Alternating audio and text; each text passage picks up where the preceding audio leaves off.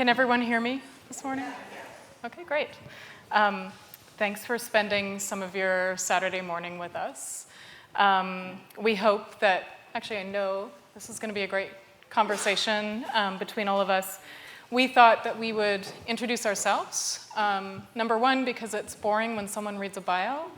And number two, because they often don't really tell you much about the person. My name is Candice Hopkins. I am a citizen of Carcross-Tagish First Nation, which is in the Yukon. And when I'm south of the Canadian border, I say that's beside Alaska, so people know where we're from. So my family is originally from a village in Alaska called Klukwan, and then we moved inland to fortify trade relations with the Russians because we didn't want them coming into our homelands. We wanted to keep them at sea. So we did that actually very successfully. My family was profoundly marked by the Klondike Gold Rush, and in fact, I'm a descendant of the Jim family. And Skookum Jim was one of the so-called native guides who helped discover gold along Bonanza Creek, which radically transformed our lives. But I should also say that, and I think this is important to note, that my grandmother, Vera Matson, helped raise us very sustainably. She worked the trap line, and we lived a pretty sustenance lifestyle up until very recently, in fact. And then when it became clear we had to participate more in a cash economy, she became a registered nurse. So my family is, deeply indebted to her. And Tlingit people are also matriarchal and matrilineal. So I hold my hands up to them. I've been working as a writer and curator of contemporary art, history, and non-colonial history now for just under 25 years. And I direct an organization in the Mahikanatuk Valley. We are on Mohican homelands. And Mahikanatuk is the Mohican name for the Hudson River because it's the water that flows both ways. Where it flows before Forge Project, which is the organization I direct, it is still an estuary. The Hudson doesn't become a river until it reaches Troy, New York. And I think that we'll have an opportunity to talk about Forge because it is a Native women-led, completely self-determined, completely Indigenous governed organization. So I'll pass it over to Jared. Thank you so much. Hi everyone. My name's Jared Lank. I'm from Maine originally. I'm from southern Maine in Arundel. I grew up there, but I'm a member of the Acadia First Nation Mi'kmaq community. So my family is from Nova Scotia broadly, and my great-grandparents moved to Maine in the 1940s to become potato farmers and blueberry pickers in the fields in Aroostook County. And they brought over my grandmother and a few of her siblings, and a few of her siblings were born in Aroostook County. And then they eventually made their way down Route 1 to live in Arundel and work on a farm down there. And there was a couple other Mi'kmaq families down there that they knew.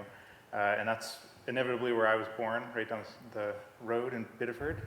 So I'm part of a community that's in Canada and is First Nations, but I grew up in Maine, so kind of off reservation outside of community with those kind of strong cultural connections, but also a notable presence of this disconnect, right? And this like pressure of kind of assimilation into the broader society we all find ourselves in Maine, and that really does inform my art practice and also my kind of academic side. So today I'm a filmmaker and an interdisciplinary artist. I'm kind of working on my first feature script.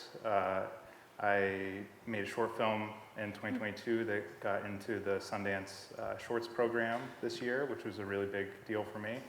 Thank you so much. Thank you. It's about kind of the things I was just talking about, this disconnect from the landscape, but also the understanding that the land that we observe as Indigenous people today is inextricably changed by the sequencing of events through history, right? And just kind of the subconscious and psychological feeling of that, right? These kind of understandings that even if I'm perceiving a landscape in a way, it is inevitably changed, right? And what does that process feel like? But yeah, so I also am a lecturer of anthropology and geography at the University of Southern Maine, and I work with the Native students there, helping them kind of navigate and mentor them through higher education. It can be traditionally a pretty uncomfortable process for first-time students, especially Indigenous students, so kind of there to help them navigate that and find their path, and I really emphasize creativity in that process. And I believe strongly that everyone has this kind of creative potential and creative energy in them that they should build a relationship with and reinforce. So I'll hand it to Nancy. My name is Soctomah. Is my mic on? No. Is it on? Is that me or is that? No, I'm green.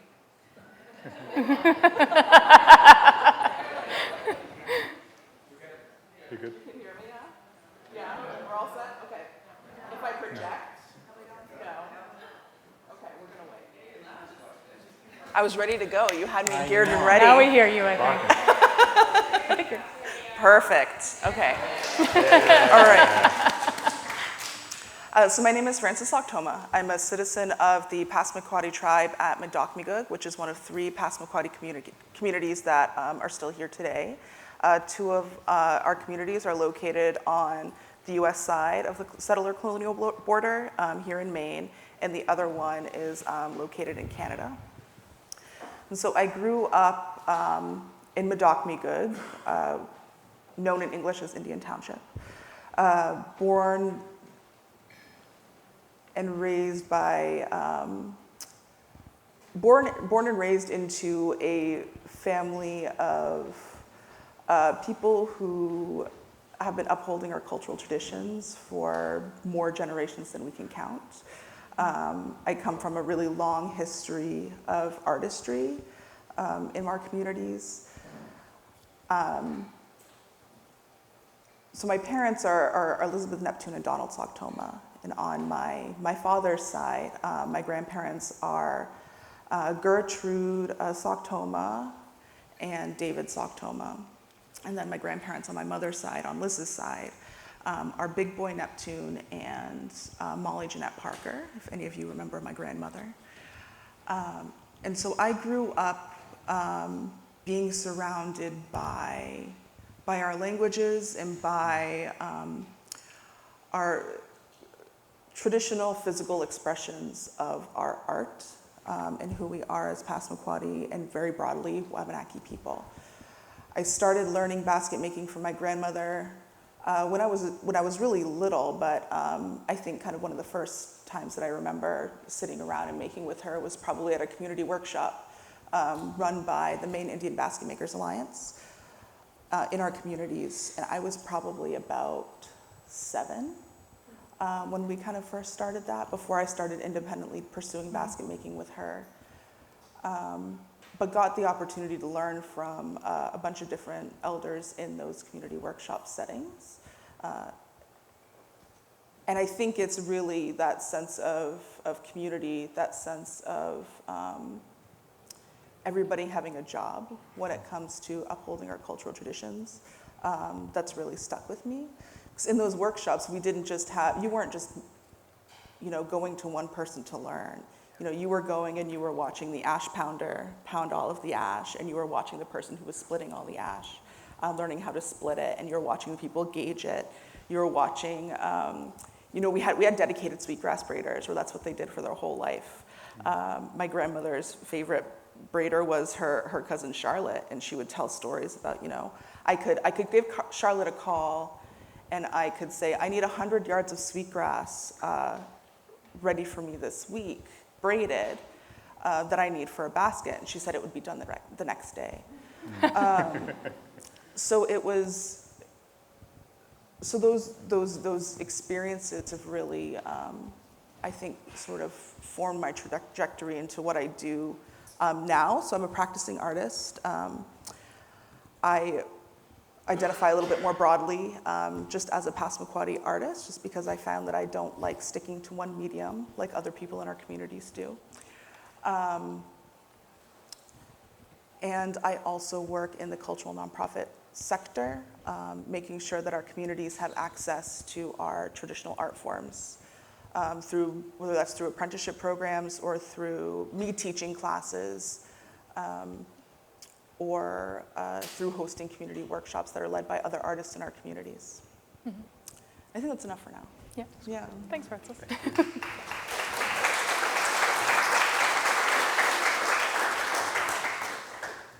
So you can tell that we have a, not just, I think, a wealth of experience and knowledge here, but we bring our ancestors with us. And I think that that's perhaps one of the things that differentiates the work that we do as opposed to the so-called canon of art, whether that be customary practices, basket making, beadworking. For us in my community, that was a lot of tanning hides, which is very, very labor intensive, especially if you do brain tanning. I don't know if anyone's ever done that, but tanning a moose hide is next level. It takes about 3 months to do it properly. And it involves a lot of people. It's not just about a singular person. So when Frances, Jared, and I first met, thanks to Betsy Theobald Richards, who thought we'd get along, and I think we do. One of the first things we talked about was in this idea of what the kind of future might be for not just Indigenous art, but I would say, how do we enact Indigenous futures, which I think we're doing right now. One of the things we spoke about was that what needs to shift is a rather kind of fixed or closed definition of what art is. And I know Jared and Frances, you both think about this, and Frances, you've been researching and you shared with us the kind of lack of words for so-called art in your community, and that's not because there's no art, that's because it's so embedded in community, it's not differentiated from a lot of other practices. Right, the concept of art. So I'll also preface this by saying I'm also pursuing my MFA at the University of Maine. I've been in the process, I still say that I'm in the process of writing my thesis. It's been about 2 years since I've touched it. But I've been more thinking about how we express and talk about art as Wabanaki people. So if you go around and you talk to people, or if you've been around going to MIBA shows since the 90s and seeing all the artists that we have there, when they introduce themselves, they talk to you, they don't say, hi, they don't do what I do, is say, hi, I'm Frances, I'm a Passamaquoddy artist. They usually say, hi, I'm Frances and I'm a basket maker, or I'm Frances and I'm a carver, I'm Frances and I'm a bead worker. Or if they do multiple things, they won't group them all together and just say I'm an artist. They'll say I'm a basket maker, I'm a beater, and I'm a carver. So we seem to be talking more about art in terms of how we're moving with what we're expressing culturally in a physical form that comes from that creative space. And so as part of my thesis, I'm also looking at, what language, what do we use in our traditional languages to kind of articulate art? How do we talk about it? And really good example of this is we have the evolution of basketry. Of course, basketry is really big here in Maine.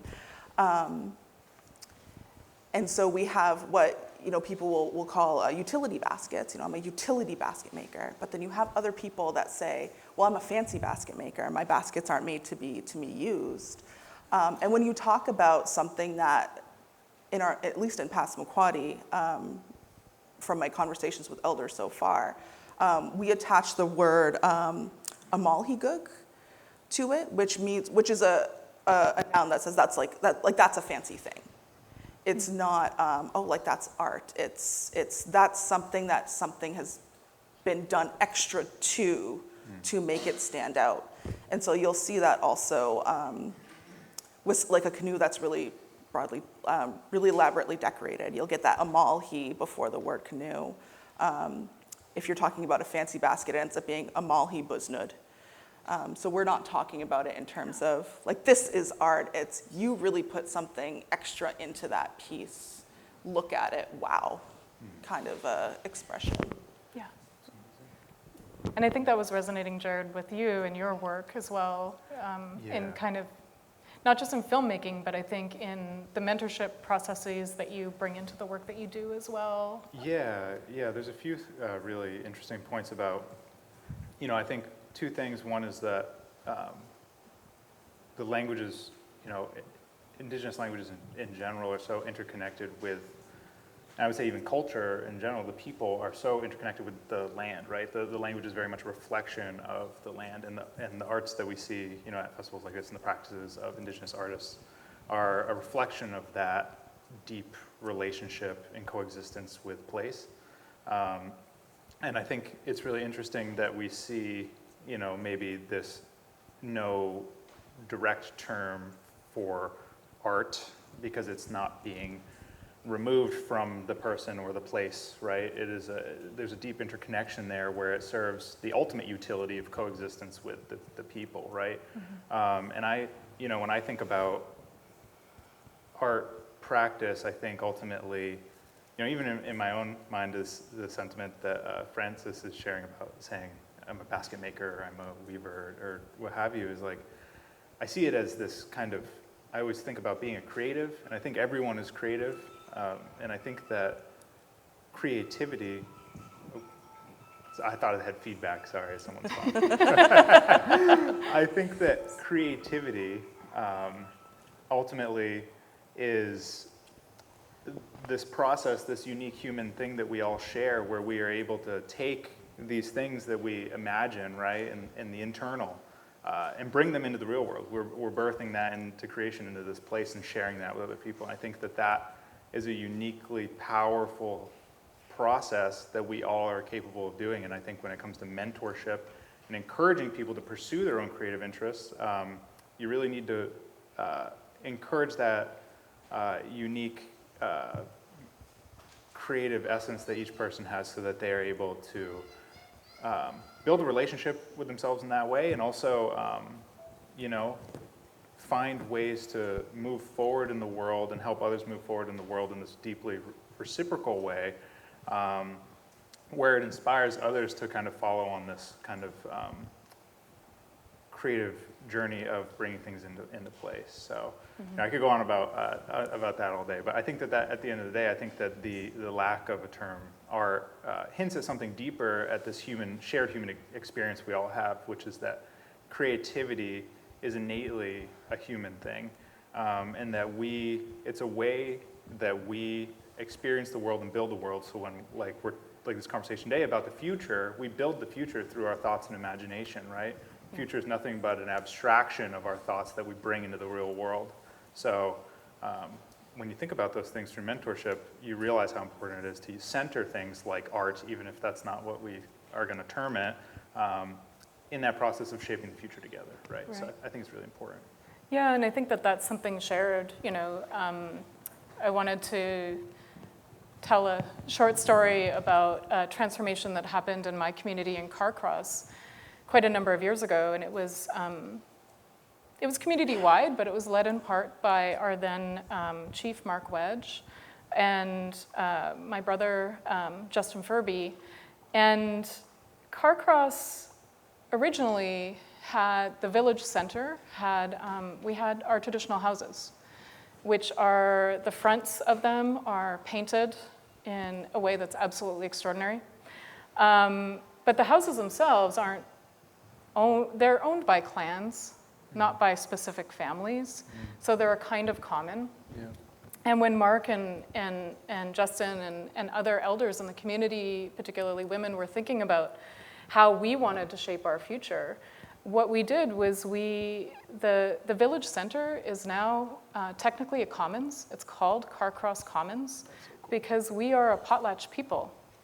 And in the potlatch economy, the way that you enable the well-being of not just your own community, and it's a highly dispersed system of well-being. It's not really about wealth. It's about well-being. It means that you gain your status and you are a good leader in the community by the amount that you can give away. And that means, dried fish. That means fish oil. That means seaweed. That means berries. That means, regalia back in the day. And, we're pretty competitive. So there was a period where it got a little wild and maybe out of hand because we started to have what was called basically competitive super potlatches, let's call them. And then the government, that really threatened the capitalist colonial government at the time, and then they banned potlatching. It was actually rendered illegal under the Indian Act. So as a Canadian person, we are subject to the only race-based legislation in the country. And potlatching was actually deemed illegal for, I think it was 63 years. So we disguised it. Sometimes we would disguise it as gift giving during Christmas because no one could complain about that. Other times we would create what I would call disjointed ceremonies where song and dance would take place separate and then the gift giving would take place at a different time. We really had to hide it because potlatch isn't just about the well-being of the community, it's our governance. It's how you celebrate marriages. It's how people gain their names, and we gain multiple names over a lifetime. It's how you celebrate the birth of someone, and most importantly, it's how you honor someone who's passed. And so we hold potlatches 1 year after someone's passed away. But the reason I'm talking about the commons so much is because when we started to enact that most recently, it is a kind of future idea of a potlatch economy that has kind of combined with a more capitalist economy. So we created an investment firm where we invest in local initiatives, particularly in the city of Whitehorse, in settler businesses like hotels and such. So every year, every member of the community receives a modest check with the instructions that if you know someone who needs that check more, like an elder or someone who's not doing well or someone who's in ill health, you give it to them.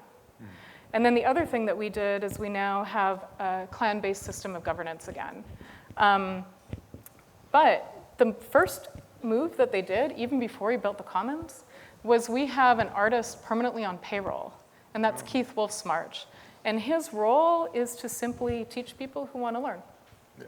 So he's employed full-time, built a carving shed for him, and that's what he does. Because we knew that we couldn't sort of do all these things in part. We had to think about it in relation with one another, right? We can't think of these things as separate. And ever since that happened, I would say that our community is profoundly healthy. We have a dance group again. Our language is coming back. Our songs are coming back.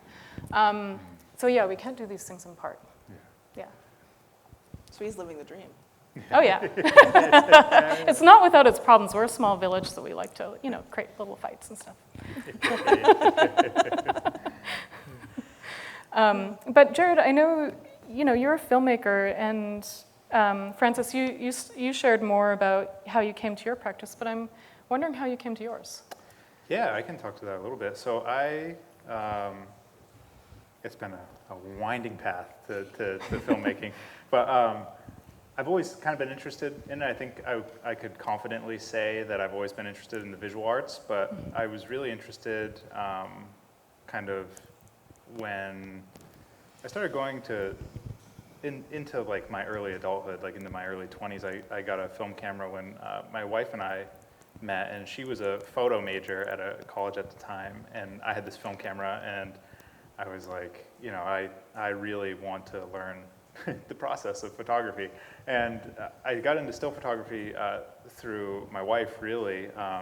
And then I took a couple classes here and there, but at the time I really found it more interesting to just kind of do my own thing with it and learn it. And I became really interested later on in life in documentary, right? So kind of documenting the everyday life of ourselves, and then kind of looking at combining it with, at the time, I was in a degree program for anthropology, and I was really interested in my own culture. And, I would say that I grew up in a way, you know, not being from Canada and growing up in Maine, and seeing the effects of that on my family, you know, it's kind of like these ghosts of, I would say, almost like assimilation trauma, right? Like I grew up very much so with family members that wouldn't acknowledge their identity or wouldn't be very proud of being Indigenous, right? And like as a child, I saw that and the ramifications of how their identity kind of stricken them with these almost like woes, right? And then I grew up, so my father was raised by his grandparents, the ones who moved from Canada to Aroostook County to Arundel. So he had just a slight, they were very traditional and very connected with their culture, right? They spoke the language almost exclusively at home, but even then, you know, they wouldn't teach the kids the language, right?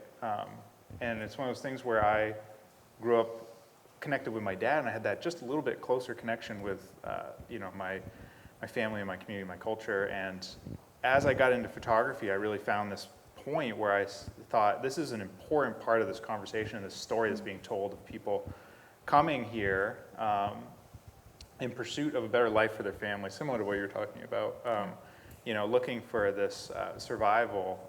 And at the time, there was much more acceptance of you know, Native people in kind of broader society. I was seeing it differently, you know, going from my parents' generation and my grandparents' generation of like overt racism toward them to it becoming less so for people my age, and then now for like my son's age, being able to come to events like this, right?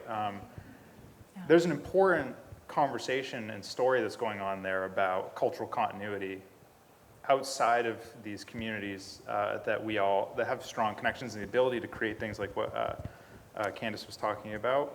And I see it a lot with, you know, students I work with today even, and other people I meet outside of kind of in urban centers or just in Maine in general, where it's like, I want to capture that story of how culture continues, traditional culture and your connection to your culture, and how it continues and evolves inside of these like immense pressures of assimilation and forgetting, right? And I think that, you know, when still photography was one component of that, making music was another component of that, and audio storytelling, I guess, to an extent.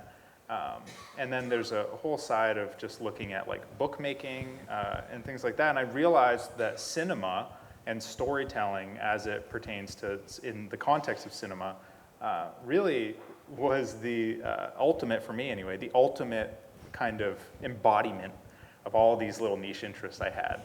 And I would say that lots of, you know, Indigenous artists I meet are very interdisciplinary, right? They have a lot of different practices to express themselves in a lot of different ways. But yeah, for me, I found that I wanted to offer the world, I wanted to honor the people that I, you know, love and come from with the ability to tell stories in this full body way where I can offer this very unique insight through an Indigenous lens and lived experience into that world that, you know, the kind of like broader society may not see or may not have been welcoming in the previous to that. So cinema really became this thing where I can use the power of storytelling and my connection to my culture to bring that into the forefront where people can experience it and gain an appreciation for, like I said, that story that's happening right now, or that, you know, someone like me comes from, or what have you. So I know it's a winding path, but that's kind of what it is. It's very much lived experience, and then this deep yearning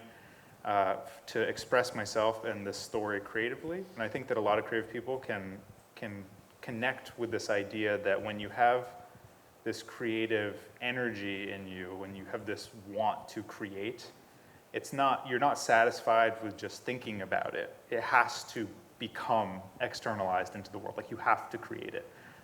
And I think that filmmaking, right now anyway, and more so writing, I guess, to make a film, is becoming that thing where I really feel I'm bringing that into the world in its fullest, truest form. So I hope that answers that's it. great. Francis, did you have thoughts in relation to that idea of like how practices, including basketry and other practices that you do, are kind of part of this idea of cultural continuum as a way to counter, Jared, I think what you're speaking about is this like historical amnesia that's often upheld, particularly in the United States, about this, often this question, and I had this when I went to grad school at Bard College, which is very close to Forge Project, which I run, and people were kind of like shocked. They're like, wow, there's still natives around? Yeah. And I can't tell you how many times I had to talk back to that and be like, yeah, we're here, we're here. Yeah. And, but then people don't know the histories of displacement in that region. Right. They just think that this kind of displacement is either inevitable or was kind of like part of the natural progression of manifest destiny without kind of looking deeper to how that's produced, what impacts it has, and what our shared responsibility is in understanding that so that we can create different ideas of what the future might be for all of us, not just Indigenous futures, but all our futures. So I heard a question in the beginning. You and did. There was You a can lot circle back of to that. I think you kind of lost me a little bit there, but I liked what you were saying. Do you want to restate Do you real think quick? of your practice as part of that idea of cultural continuum? And if so, you know, how do you feel like the technology of basket making, which we kind of spoke about as well, kind of furthers that? Yeah, absolutely. So I think I'm going to center my answer to this question to back on, I think some of our shared statements that